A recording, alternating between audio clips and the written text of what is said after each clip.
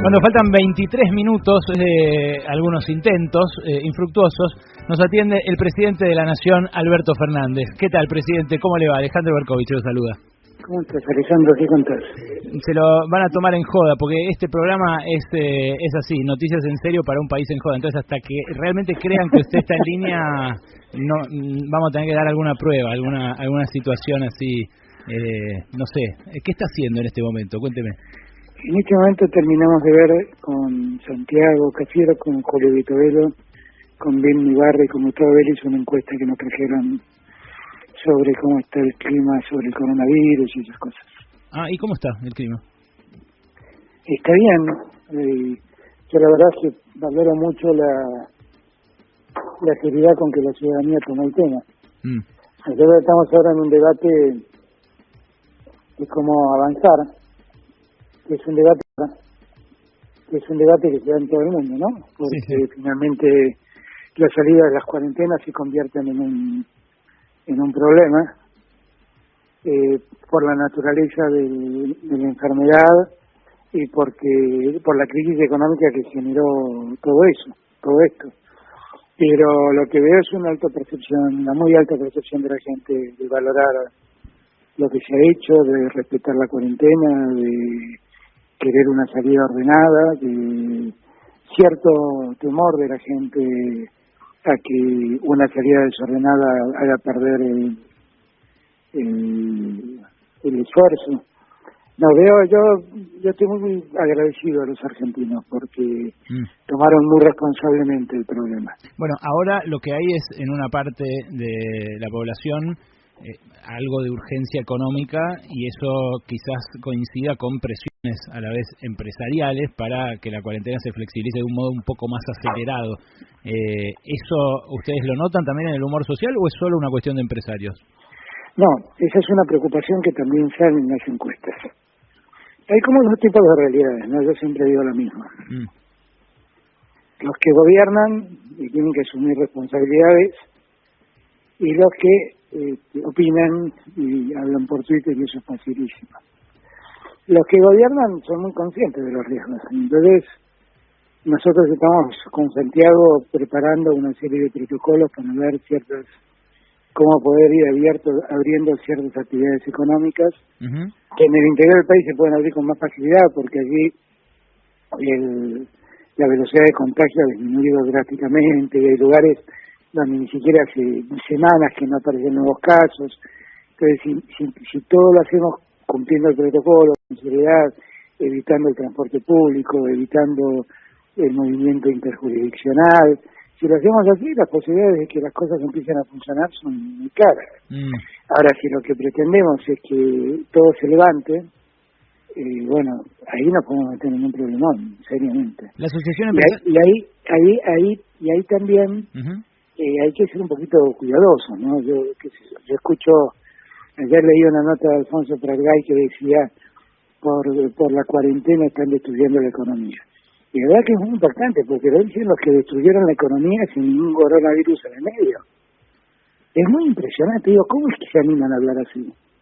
¿Con qué autoridad moral hablan así? Bueno, pero lo que dice a la Asociación Empresaria Argentina hace un rato en un comunicado, también, más allá de reconocer el logro, también reclaman mantener vivo el aparato productivo del país. Y claro, fíjense lo vivo que mantenemos, que hasta le pagamos los sueldos a su gente. Yo no puedo entenderlos. La verdad, yo no sé desde qué lugar hablan. Le pagamos el Estado, todos los argentinos, le estamos pagando el sueldo, el 50% del sueldo de sus empleados, para mantener en pie el sistema productivo, para que el día que salgamos de la cuarentena todo empiece a funcionar de vuelta. ¿Y ellos de qué hablan? ¿Desde qué lugar están hablando? Bueno, al revés. Por eso digo, Alejandro, que hay que moverse con cierta prudencia en estos casos, ¿no? Yo soy muy consciente. Miren, si ustedes vuelven a escuchar o a leer mi discurso del 1 de marzo y lo comparan con el presente, es otro mundo. Ustedes dicen, ¿este tipo de qué estaba hablando? Bueno, estaba hablando de un mundo donde el coronavirus no existía, claramente. No, claro. Ahora, apareció el coronavirus, se dio vuelta todo, Alejandro.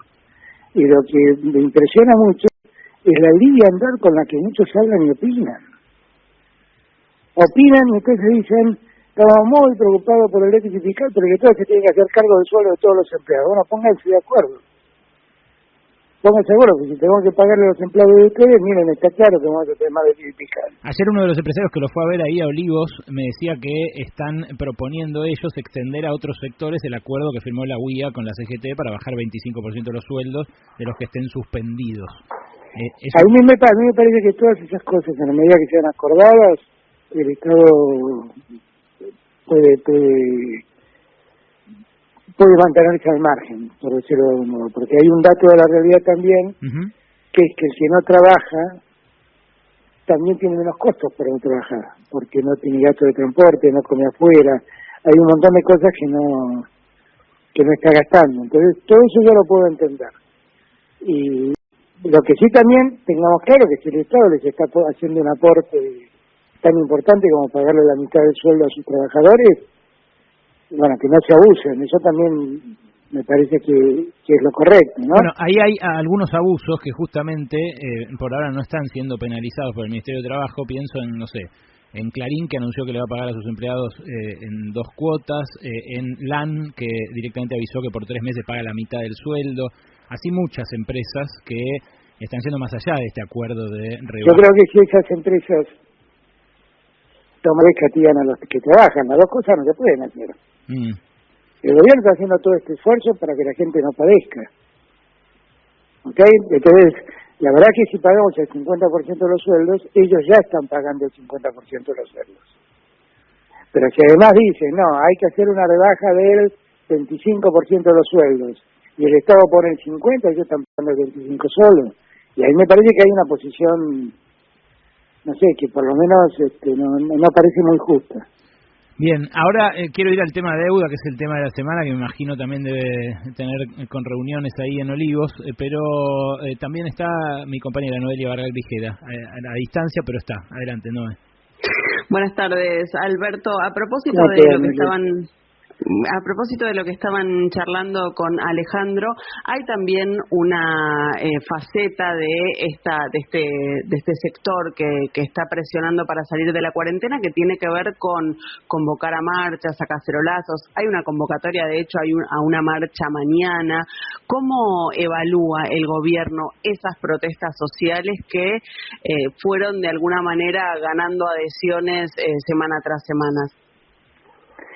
A mí me parece que están jugando con el malestar que los argentinos tienen. Yo solo le pido a los argentinos que miren los informes, que si no hubiéramos hecho la cuarentena ahí tendríamos miles de muertos, que no llegaron porque fuimos responsables. Que lo que no se puede es hacer cuarentena y hacer que todo el sistema económico funcione igual. Las 2 cosas no se pueden hacer. Y los que lo hicieron terminaron juntando muertos en camiones frigoríficos y enterrándolos en fosas comunes o cremándolos a velocidades inusuales. Todo no se puede hacer. Y yo le pido a la gente simplemente que reflexione, porque hay en el planteo mucha mala intención y mucha intencionalidad política. Y que los que dicen, salgamos de la cuarentena ya, sepan todos que salir ya de la cuarentena en los términos que ellos reclaman es llevar a la muerte a miles de argentinos. Esto que ha pasado... Porque no lo podemos controlar eso, porque, Alejandro, ¿sabes cuál es el problema? Que uno no tiene un gotero para manejar. No, claro. Esto lamentablemente no es que yo tiro una gotita de apertura y veo cómo funciona. Esto es un sistema por el cual uno abre lo más parecido a esas llaves, ¿viste? Esas llaves redondas con las que se abren los oleoductos. Y cuando vos movés 10 centímetros esa llave, no sabés cuántos litros de petróleo están pasando por el caño. Y entonces no sabés. Por eso es que el mundo demuestra que han abierto y vuelto a cerrar, y vuelto a abrir, y vuelto a cerrar, porque es muy difícil dosificar la salida. Nosotros nos hemos hecho un plan para ir dosificando la salida. Y quisiéramos que ese plan se siga respetando, porque eso es lo que nos da garantía de seguir controlando ya no solamente la velocidad de contagio, sino también la epidemia, o sea, seguir controlando a ver si pudiéramos llegar a evitar el famoso pico. Pero no descartan, sería el gran logro. No descartan volver en caso de que la primera flexibilización derive en un incremento. Y fracasará, porque la otra realidad, Ale, es que cuando vos abrís o tomás una medida de esta naturaleza, el efecto lo conocés, el resultado de eso lo conocés 15 días después. O sea, no es que vos abrís y ya sabés en el momento cómo te fue. Lo sabés 15 días después, que es el tiempo que tarda en madurar el contagio. Entonces, hay que moverse con mucha prudencia. Hay un uso perverso de la inestabilidad emocional de la gente que está en cuarentena hace mucho tiempo, que impulsa a muchos a hacer reclamos absolutamente alocados, que la gente ni siquiera se pone a mirar las consecuencias de lo que están proponiéndoles. Y en eso es directamente sectores de la oposición lo que lo están haciendo, no son ciudadanos independientes, son sectores, los mismos sectores que manejan los trolls, los mismos sectores que manejan las redes, y que convocan a la gente irresponsablemente a hacer un pedido que hasta puede ser el pedido de convocar a su propia enfermedad. Hay que mover y eso es lo que yo reclamo. Tengo la suerte de que los opositores que gobiernan ven igual que yo la situación. ¿Y quiénes no? Y los que no gobiernan, los que hacen política en Twitter, como digo yo. Los que van a los programas de televisión a explicarnos que estamos destruyendo la economía y ellos la destruyeron sin ningún virus de por medio. Pero además de Pratgay, ¿quién, por ejemplo? ¿El propio Macri, Patricia Bullrich? Ya está. Yo hablé de Pratgay porque Pratgay habló. Bien. Y le puso nombre y apellido, pero la verdad otros lo hacen en silencio. Esta situación está viviéndose en Brasil, por ejemplo, la de los cientos de muertos por día, ayer tremendo, 800 muertos en un solo día, 8.000 acumulados. ¿No empieza a ser Brasil ya un riesgo regional? Pero digo, para la región, digo, como vecinos, ¿no empieza a...? Muy grande, lo he hablado con Piñera, lo he hablado con la calle, obviamente que es un riesgo muy grande. Brasil es un país que, salvo con dos países, linda con toda Latinoamérica.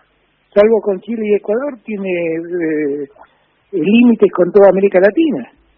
A nosotros nos viven entrando camiones de Brasil con transporte de carga, que entran y vienen del mercado de San Pablo, y que es uno de los lugares más infectados de Brasil. Por eso yo digo, yo no entiendo cuando se habla con tanta irresponsabilidad. La verdad no lo entiendo. Presidente, la verdad no lo entiendo, Alejandro. Sí, presidente, nosotros estamos a 4 días de que el gobierno anuncie una nueva fase de la cuarentena. Sabemos que de alguna manera se va haciendo una cuarentena descentralizada que tiene más que ver con el distrito en donde vive cada uno, con las actividades económicas, pero queríamos saber si nos podía adelantar algún detalle de cómo viene la nueva fase que deberían anunciar en los próximos días. Mirá, hoy por hoy estamos cumpliendo los objetivos que nos hemos fijado. O sea, si vos mirás la columna siguiente a la que nosotros presentamos el otro día, sí, estamos logrando que ya estamos muy cerca de que la velocidad de duplicación del contagio sea de 25 días. Ya estamos muy, muy cerca. Con lo cual es muy posible que cumplamos el objetivo. Y en esa fase podamos hacer una apertura mayor de casi el 75% de la gente, para que pueda circular el 75% de los argentinos en toda la Argentina, estoy hablando. ¿Eso es lo que viene hablando estos días con los gobernadores? Este es el plan que tenemos, que no tenemos plan, este es el plan que tenemos. Si cumplimos los objetivos podemos abrir, si no lo cumplimos tenemos que sostener un poco más el plan que está en marcha. Ahora, lo que estamos trabajando con Santiago y con Ginés, básicamente, y con Guado, es tratar de organizar el protocolo de una serie de actividades económicas. De distinto, hasta la industria automotriz estamos viendo. ¿Y cuál es la idea? Es decirles, miren, gobernadores, si las industrias se abren siguiendo estos protocolos, entonces podemos empezar a volver a tener actividad. Pero tengamos en cuenta una serie de condiciones ad initio. Primero, evitemos el transporte público, con lo cual las empresas ocúpense de transportar a la gente en medios propios. Segundo, evitemos el transporte interjurisdiccional. Tratemos de que trabaje la gente de la zona en el lugar. Después están todos los recaudos sanitarios, ¿no? Tomar la temperatura, estar muy atento a los síntomas. Estamos terminando una aplicación para celulares donde vamos a invitar a todos los que vuelvan a trabajar a bajar esa aplicación y que nosotros podamos ir haciendo un seguimiento por un sistema de autotesteo y del cuidado sanitario que cada empresa tiene que tener. ¿Esto ya mismo? De ver cómo están. ¿Esto sería desde el 11, ahora en la próxima fase? Bueno, estas son todas cosas que estamos ya terminando como para esta nueva etapa. Lo que sí siempre digo, Ale, es que tenemos que entender que estamos en una etapa donde los grandes responsables somos cada uno de nosotros. O sea, este es un extraño virus, que es un virus tremendo, ¿no? Vos a un virus lo dejás arriba de una mesa y se puede multiplicar 100.000 veces en 24 horas. Y cada una de esas multiplicaciones se puede multiplicar 100.000 veces más en 24 horas. Y es un virus que tiene una capacidad de contagio enorme. Ahora, solo se contagia básicamente por la saliva.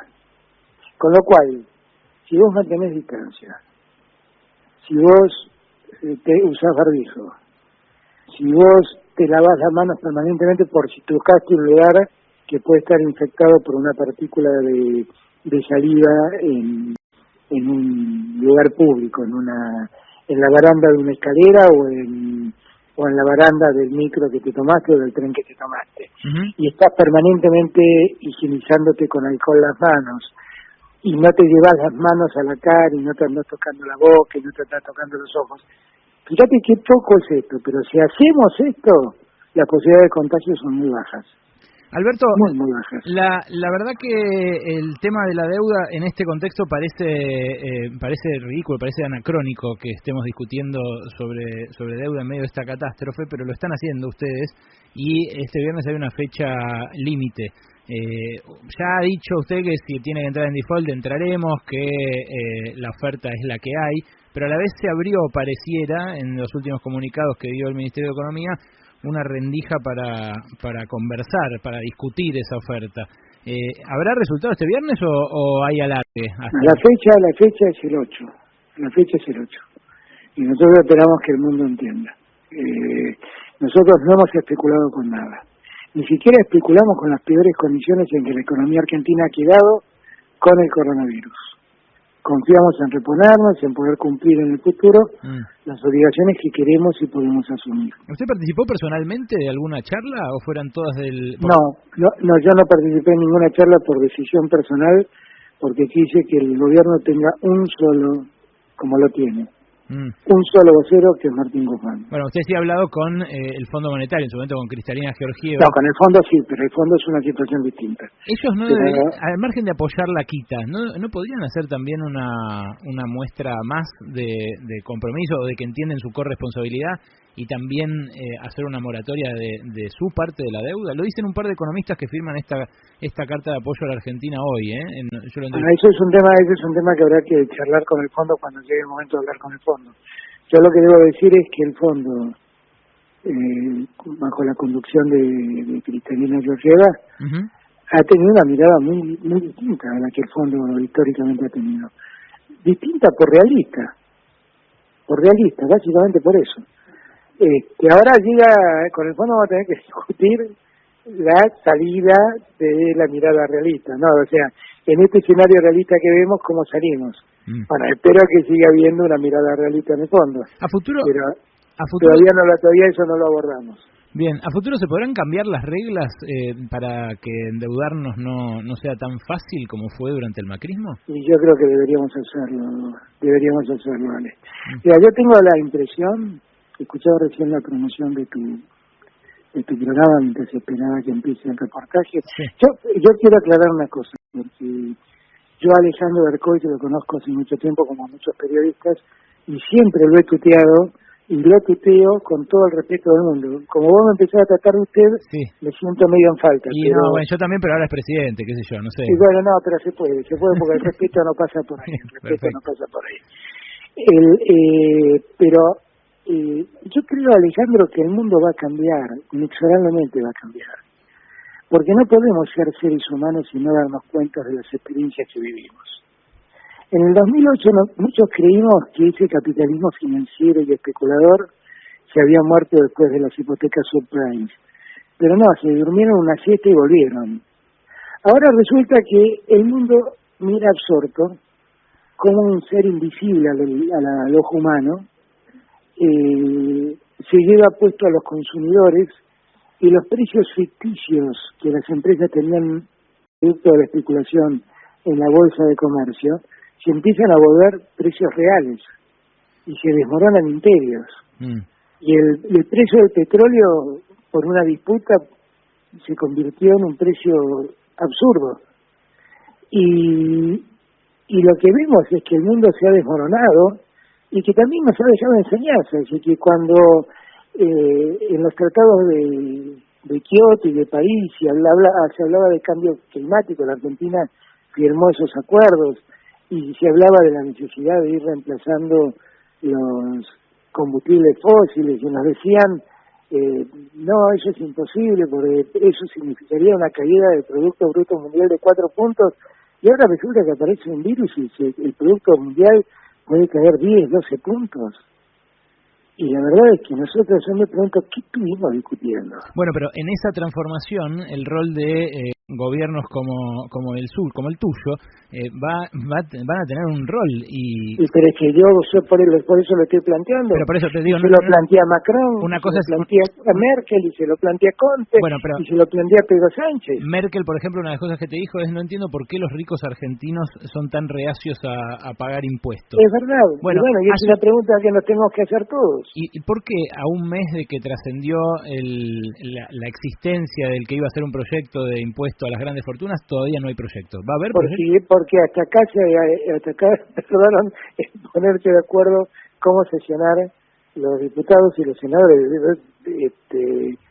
A mí me causa gracia porque la oposición dice, no, Alberto Fernández está aprovechando de que no funciona el Congreso, y los que inicialmente no quisieron sesionar fueron ellos. Después les agarró el apuro y entonces se organizó todo este sistema virtual. Yo no sé si es un problema del Congreso. Está bien, pero esas son cosas burocráticas. Pero lo que yo quisiera es que todas estas cosas se traten. Pero quisieras que haya un impuesto a las grandes fortunas que ayude a solventar. Yo no sé si la palabra es impuesto. Yo lo que creo es que puede haber un aporte excepcional en este momento de las grandes fortunas. Esto sin negarte que yo creo que el sistema impositivo argentino es profundamente injusto. Cuando vos mirás que el mayor aporte de ganancias lo hacen los que viven de un sueldo, te das cuenta lo injusto del sistema. ¿Eso se puede modificar como parte de esto? Claro que se debe modificar. Es muy injusto lo que está pasando, Ale. Bueno, lo dice Piketty en el reportaje que le hicimos ayer, y es uno de los que firma ahora el apoyo a la oferta argentina. Él dice, los impuestos patrimoniales en general tienen muy poco peso, pero yo me pregunto concretamente ustedes a qué sector de la población quieren llegar con esta contribución excepcional. 100.000 personas. No, bueno, pero eso es lo que están organizando los diputados de acuerdo al proyecto que yo vi y que hablé con Carlos Heller y Máximo. Es un proyecto que afecta a 11.000 argentinos que son poseedores de un patrimonio total entre los 11.000 de 1.300 millones de dólares. Eso declaran. Esos serían los únicos afectados. Eso declaran, digamos, eso declaran. Después. Exactamente. Pero eso es así, eso es lo declarado, si querés. Pero eso es así. Ahora, que el sistema impositivo argentino es un sistema profundamente injusto, miren, ha llegado la hora de revisar estas cosas. Y hacer un sistema más progresivo, porque, termino con esto, Noel, pero sí. Nosotros, vuelvo a repetirte, cuando vos mirás hoy quién paga impuestos a las ganancias, te das cuenta que el mayor porcentaje lo están pagando los que viven de un sueldo. Entonces, ¿en este proyecto habría una modificación de ganancias también? Hay que modificar todo el sistema impositivo, de verdad te lo digo. Bueno, hay que modificar todo el sistema impositivo argentino. Es un trabajo que hay que asumir y hacerlo bien, pero para que funcionemos bien, para que cada uno pague lo que corresponda. También es cierto que sistemáticamente cada gobierno que entra propone o intenta una reforma impositiva y nunca hay avances integrales en ese sentido, ¿no? Pero ahí no es, yo lo que te digo es que, por eso te hablo de la necesidad de cambiar el sistema en su integridad. O sea, nosotros en la Argentina tenemos un problema sistémico. Déjenme hablarles como políticamente no es correcto porque un presidente nunca debe perder. Es un programa medio joda igual. No me toque las teclas porque ahí sí. No, sí, soy yo con mi cara que estoy tocando las teclas. Escúchame, no, te decía esto. Mirá, el sistema argentino impositivo es un sistema que además está preparado para la elusión permanente. Y nosotros tenemos un sistema contable que está muy capacitado para hacernos eludir impuestos. Y los mejores contadores son los que nos hacen pagar menos impuestos, interpretando las normas a su antojo. Sí. Para que paguemos menos impuestos. Yo estudié con ellos, no me diga eso, al presidente, al revés, encima le paga la universidad pública, les paga la carrera para que después hagan Bueno, solo confirmás más severamente lo que yo te estoy diciendo. Sí, es terrible. Y los estudios jurídicos más importantes son los que te construyen empresas offshore para que vos dejes de pagar más impuestos.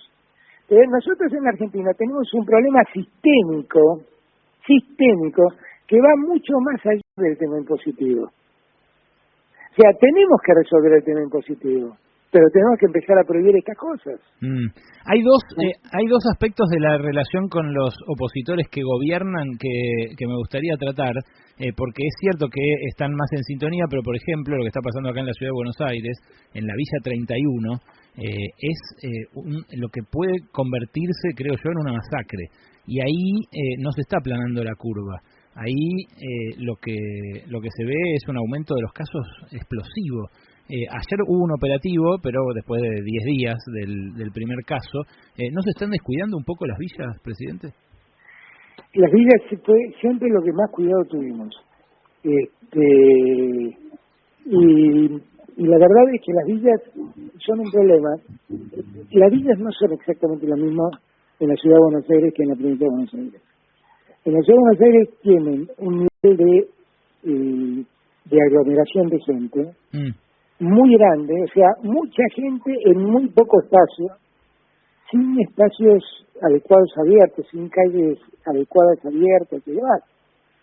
En la provincia de Buenos Aires lo que hay son muchos barrios pobres, pero más espaciados. Sí. Siempre el riesgo fue la aglomeración humana. Siempre lo fue. Y por eso nosotros insistíamos tanto en cuidar la salida, porque el que salía de un barrio pobre, un barrio de emergencia, e iba a trabajar a Palermo o a Recoleta, en los lugares donde empezó el foco de contagio, claro, el riesgo era que lo llevaba ahí. Sí. y la diseminación era altísima. Pasó. Finalmente ocurrió.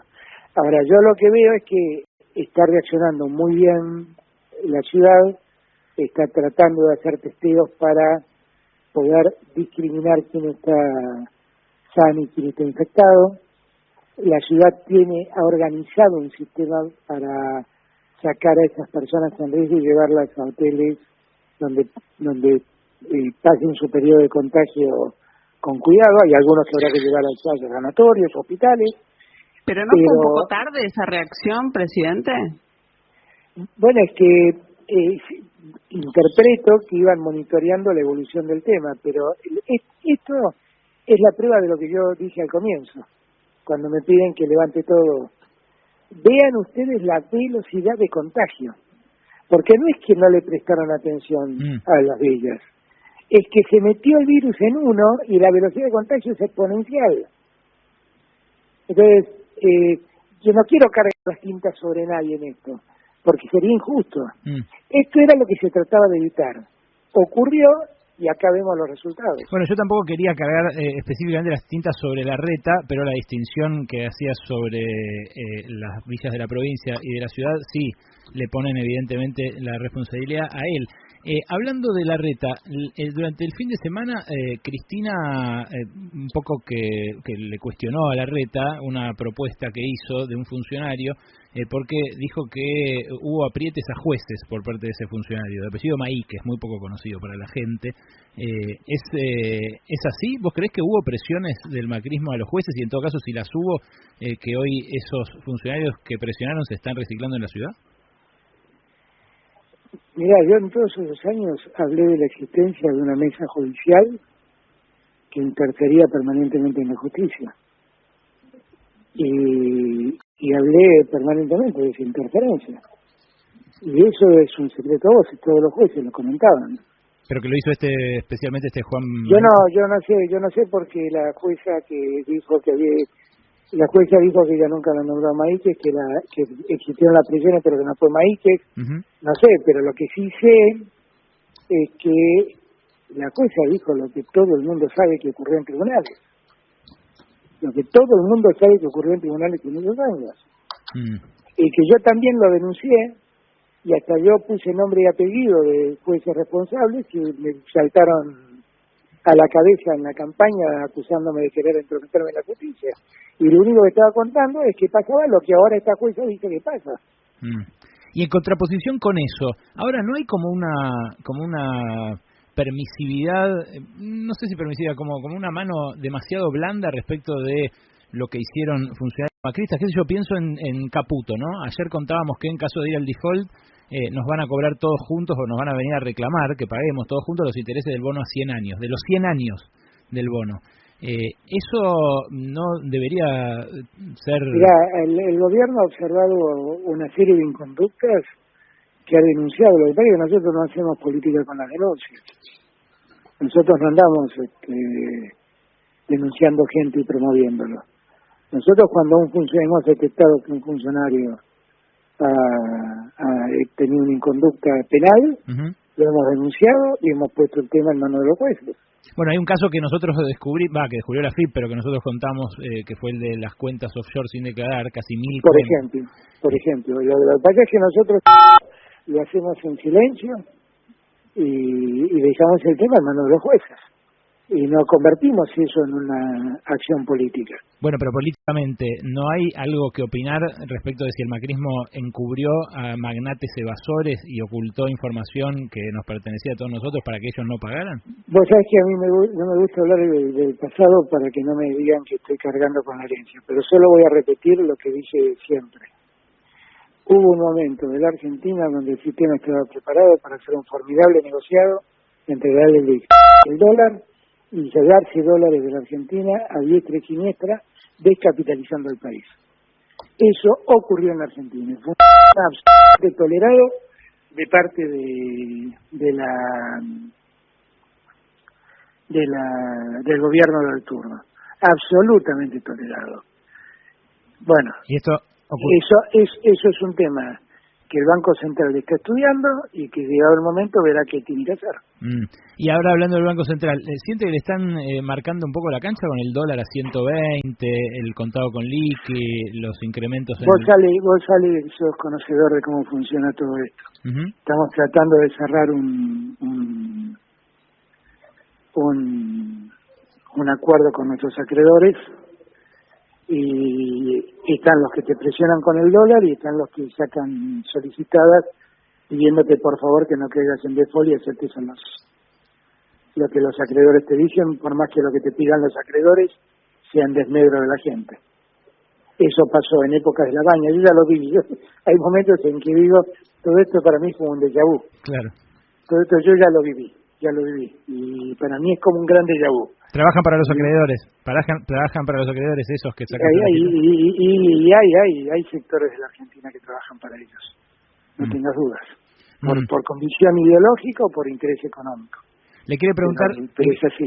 Le quiere preguntar sobre el fútbol. Yo ya sé que le prometió una nota a Ángela, a mi esposa, que además es periodista. Sí, sabés que sí, que quedamos en hacerla estas llamadas con imagen, no sé cómo se llaman. Un Instagram. Sí, eso era, sí. Quedamos en eso. Un Instagram Live. Bueno, pero antes le quiero preguntar a Alejandro Wall, mi columnista de deportes, sobre el asunto. Sí. Adelante, Wally. Está muteado. A ver, adelante, Wall. Adelante, pregunte. Buenas tardes, presidente, ¿cómo le va? A ver, hoy la Bundesliga, Alemania, está hablando de volver al fútbol con una cuarentena de 2 semanas para los jugadores. ¿Se puede pensar en una posibilidad, sí, para el fútbol argentino en el mediano plazo? Mira, eso es un tema que hay que moverse con cuidado. Lo que no podemos es volver a la aglomeración de gente. Eso es muy riesgoso. Muy riesgoso, ¿no? Vos pensás que los estadios argentinos tienen, inclusive ni siquiera tienen, como los europeos, que son todas plateas, tienen tribunas, y el estado de contacto es muy grande. A mí me parece que durante mucho tiempo vamos a tener que evitar el contacto en espectáculos públicos. Vamos a tener que evitarlo, simplemente. Y me parece que eso va a demandar... ¿No ve para este año fútbol con público? Yo no veo en lo inmediato, te digo, porque hay que entender. Mira, el otro día cuando hablaba con Merkel me decía, bueno, gracias a Dios ahora nosotros entramos en el verano y el virus va a ser. Y yo le decía, pero eso es así, porque la verdad que a nosotros el virus nos entró en el verano. Y en Ecuador hizo un estrago, por lo tanto, no es verdad que sea un virus del invierno. Es un virus que afecta a las vías respiratorias como muchos virus que aparecen en invierno. Uh-huh. Pero el virus funciona, entre comillas, maravillosamente bien en pleno verano y con temperaturas muy altas.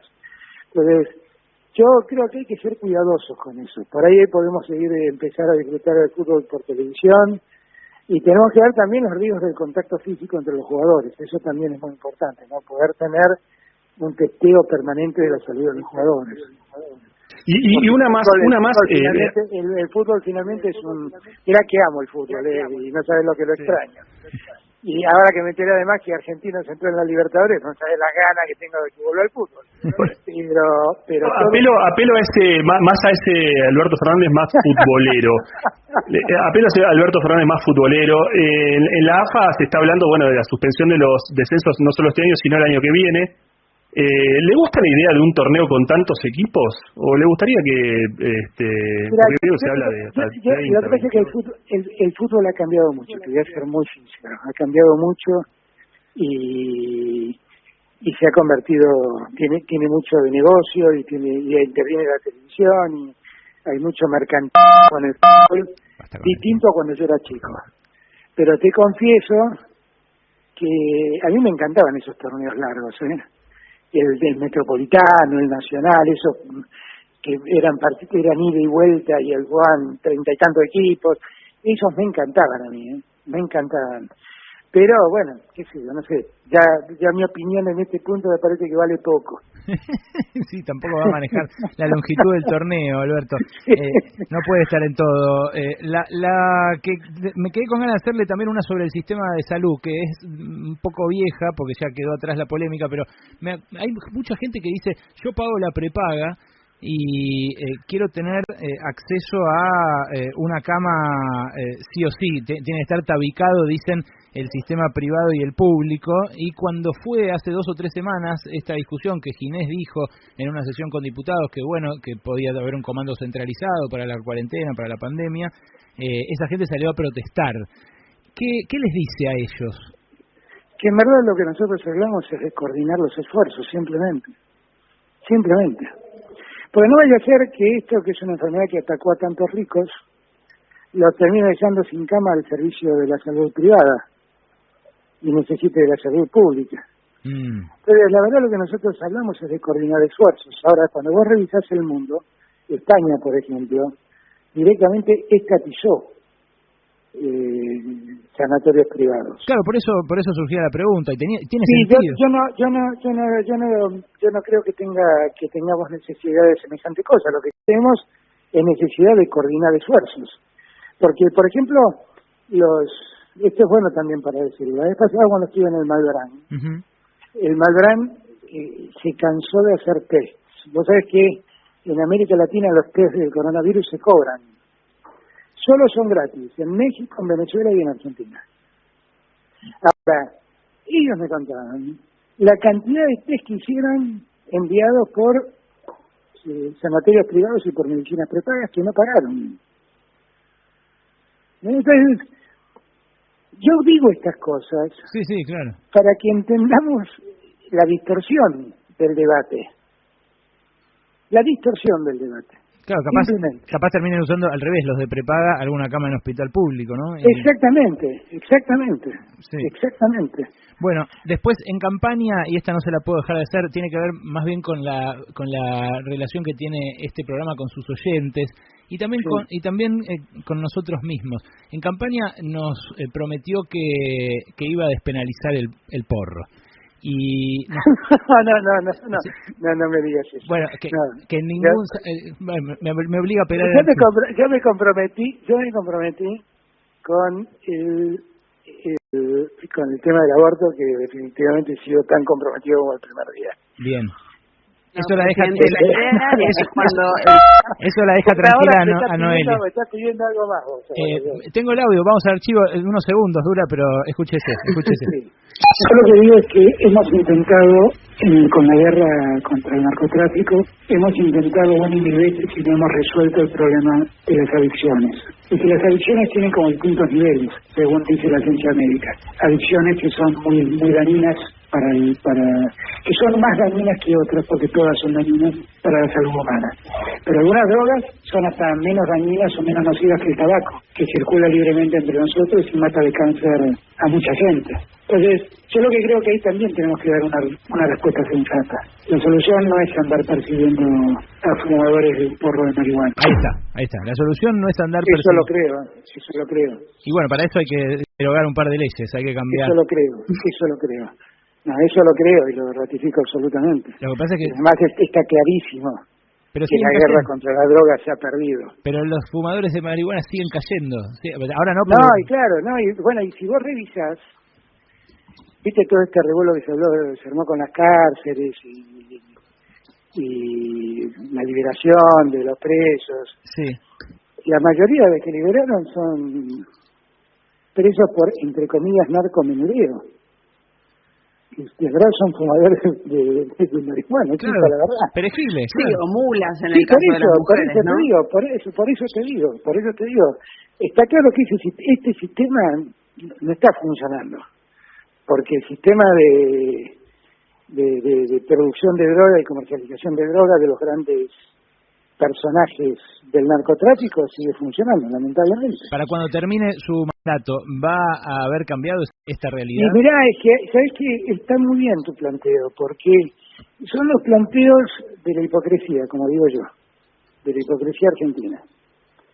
La verdad, nosotros lo que tenemos que terminar son los con los que trafican con la salud y la vida de los seres humanos. Pero la verdad es que eso no se ha resuelto, ni con las armas, ni con las políticas represivas. Hay que buscarle otra solución. Y yo en eso estoy de acuerdo, en eso estoy totalmente de acuerdo. ¿Noé? Presidente, respecto de esto que estamos hablando y también de la iniciativa y el impulso para legalizar el aborto en la Argentina, ¿usted cree que el Poder Ejecutivo va a esperar hasta que el Congreso vuelva a sesionar normalmente o puede avanzar con estos proyectos o con estas discusiones con el Congreso sesionando de manera mixta, como va a empezar a suceder mañana? Las leyes están preparadas, o sea, las leyes del 1 de marzo están todas listas. Así que bueno, vamos a ver para legalizar el aborto. Esa es una de las leyes que está lista, preparada y que no hemos mandado porque bueno, estamos viviendo con otras urgencias y en verdad también le estamos pidiendo al Congreso otros aportes, como acompañarnos con los DNU que firmamos y demás. ¿Y la idea es mandarlo cuando pase la pandemia o puede ser en estos la verdad es mandarlo cuando el Congreso esté en condiciones de tratarlo, simplemente. El de la riqueza también, el de las grandes fortunas. Eso no lo tengo que mandar yo, eso lo tiene que hacer el Congreso, porque es una cuestión impositiva. Bien, presidente, una hora de entrevista más no le podemos pedir, tiene un montón de quilombos que atender, así que... No, estaba en deuda, Alejandro. Pagué la deuda con creces. Bueno, a los acreedores, la quita hágaselos a los acreedores. Está muy bien. Gracias, le mandamos un abrazo y muchas gracias, y bueno, la próxima seguimos conversando de esto. Lo del porro se lo vamos a ir reclamando hasta el final del No, hay que encontrar una solución para eso, yo estoy de acuerdo. Hay un productor tuyo me recomendó ver una página. Sí, fuma mucho. Y prometo hacerlo. Gracias, Alberto. Un abrazo. Abrazo grande. Hasta luego. El presidente de la Nación, con los temas que le importan a la gente, con los temas que le importan al pueblo, de Pasaron Cosas.